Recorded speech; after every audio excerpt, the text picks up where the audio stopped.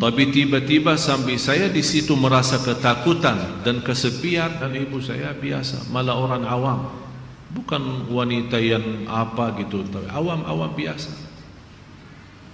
Tapi setahu saya, ibu tidak pernah tidur sebelum membaca surat Al-Mulk.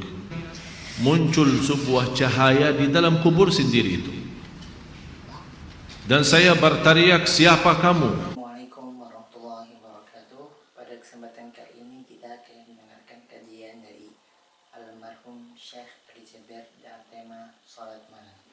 Mari kita simak penjelasan beliau.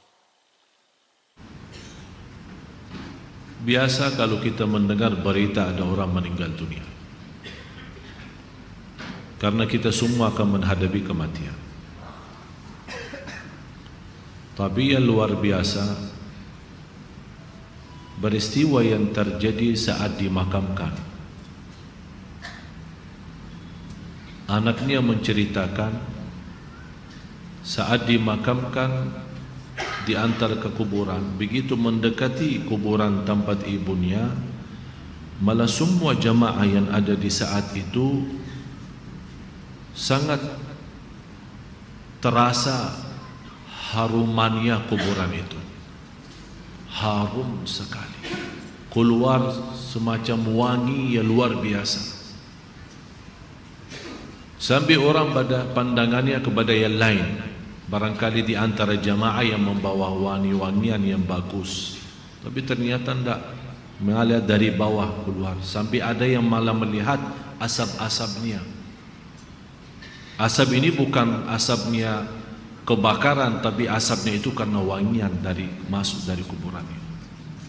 Sampai dikuburkan, malah kata anaknya, begitu saya sendiri yang nurun memakamkan, mengkuburkan ibu saya, sampai saya dan tanah saya sendiri membawakan tanahnya menutupi kuburannya. Pulang ke rumah saya mandi dan mencuci tangan dengan sabun, tapi masih terasa tangan saya harumnya luar biasa, sampai tidak bisa kehilangan. 3 malam masih tersimpan harumnya itu. Saya bertanya lewat SMS, apa kelebihan ibu kamu? Dia bilang, ibu saya biasa, malah orang awam, bukan wanita yang apa gitu, tapi awam-awam biasa. Tapi setahu saya, ibu tidak pernah tidur sebelum membaca surat Al-Mulk. Tabarakalladzi biyadihil mulk. Saya langsung menjawab, itulah yang Allah hantarkan kepada ibu kamu. Dan inilah berita gembira bagi kita semua, sesuai janjian Rasulullah sallallahu alaihi wasallam. 30 ayat syafa'at li sahibiha min azabil qabr. 30 ayat yang telah membawakan syafaat bagi orang diselamatkan dari siksa kubur.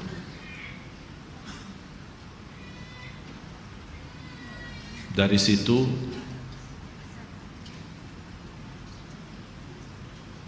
seperti kebiasaan, ambil wudu, saya witir duluan, kemudian tidur. Apa yang saya lihat dalam mimpi? Bapak Ibu, yang saya lihat diri saya sendiri di dalam kubur. Sangat gelap, ngeri, malah terasa seramnya luar biasa, sampai tidak bisa saya bayangkan di saat itu. Tapi tiba-tiba sampai saya di situ merasa ketakutan dan kesepian, muncul sebuah cahaya di dalam kubur sendiri itu, dan saya berteriak, siapa kamu yang membawa cahaya itu? Dia langsung sendiri cahaya berkata, saya surat Al-Mulk. Tabarakalladzi biyadihi. Saya sendiri di malam itu tidak sempat membaca. Saya bangun kaget, saya ambil wudhu lagi dan membaca surat Al-Mulk, baru saya tidur lagi. Saya memberikan nasihat kepada semua jemaah yang hadir. Tolong sampaikan pesan ini.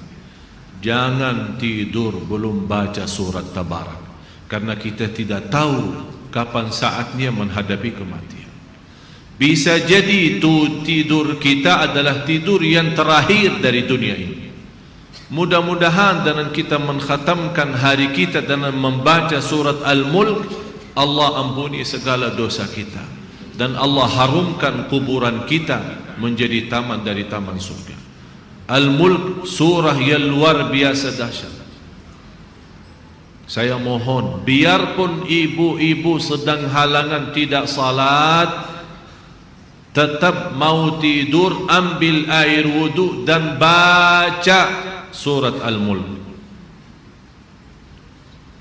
Baca surat Al-Mulk. Siapapun kiainya, siapapun ustaznya, siapapun dokter yang melarang kita sebagai wanita membaca karena lagi halangan, saya sekarang berkata, ibu-ibu sedang halangan, baca surat Al-Mulk. Karena saat kematian tidak akan bisa membedakan kita lagi suci atau lagi halangan. Mati-mati.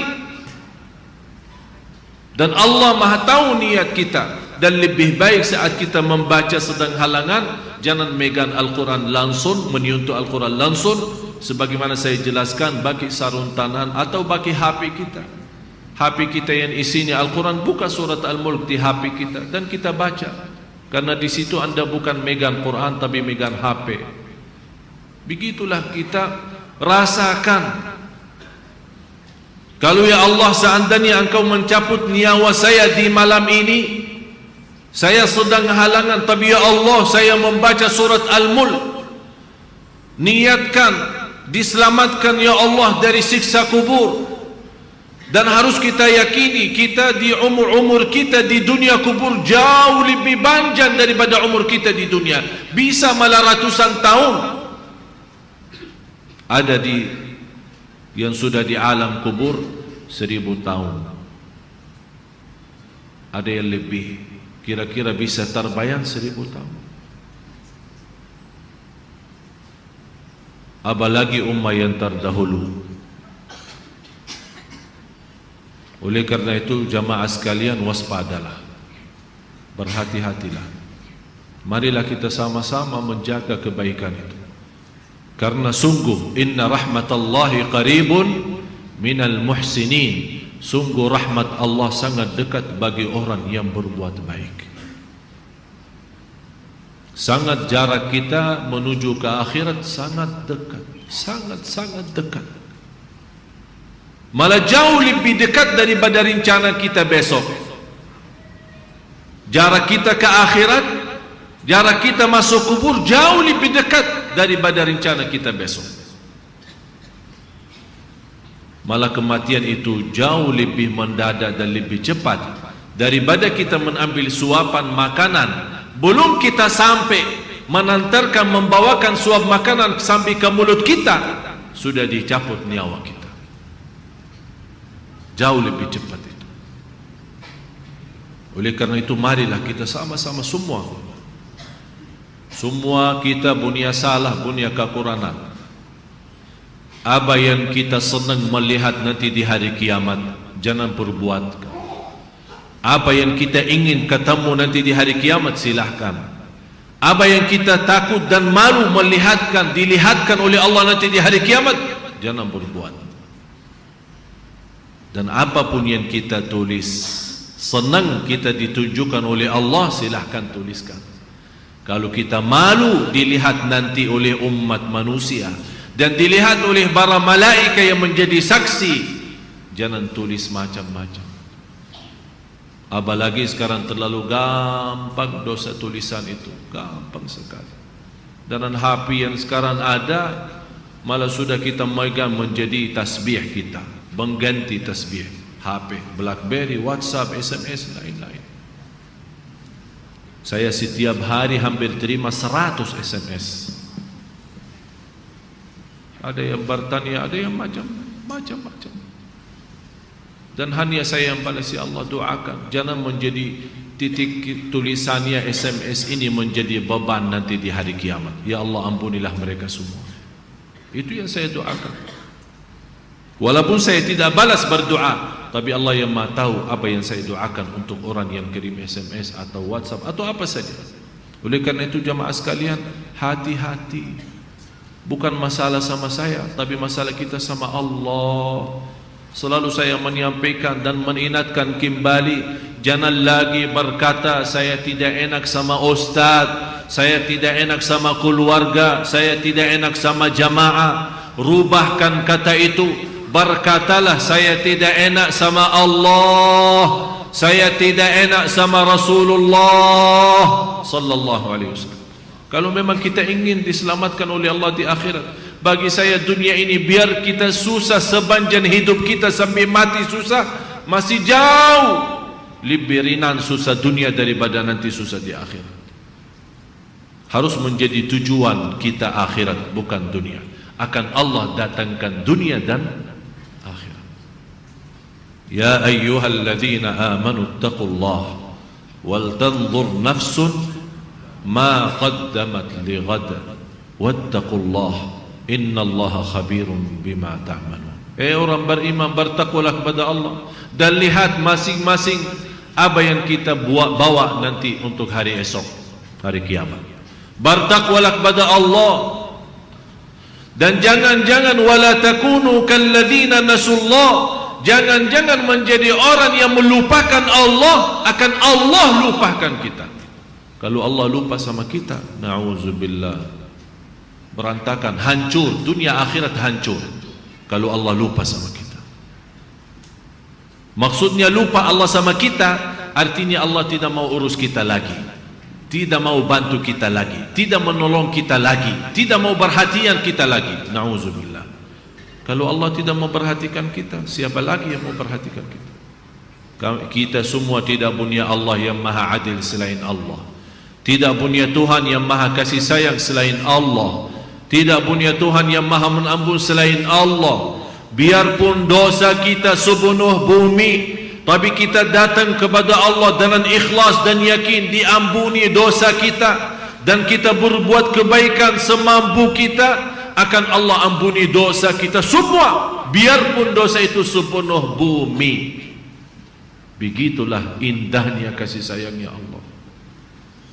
Mudah-mudahan semua yang hadir Allah bukakan hatinya, diberikan petunjuk kepada jalan yang benar. Sekian untuk kesempatan kali ini, semoga kita dapat mengambil manfaatnya.